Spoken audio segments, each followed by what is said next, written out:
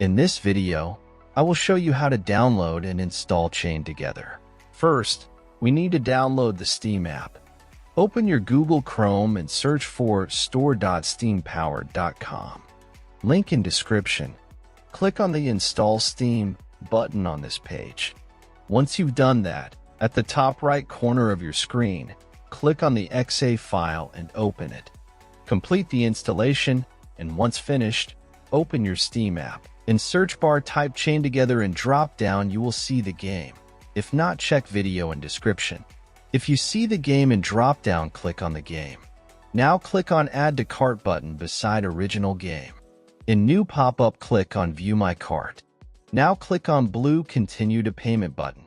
In payment methods, select your preferred payment method and proceed. After you're done with payment, next steps I will show with game I already own. After completing the purchase, go to your library. You can use the search box to find game you just bought or navigate directly to the games category. Next step I will show on game I own. First, click on the game you want to play. Now click Install. Complete installation process. When installation completed, click to play, and that's all. Thanks for watching, subscribe and help reach 1,000 subscribers mark so I can make more tutorials.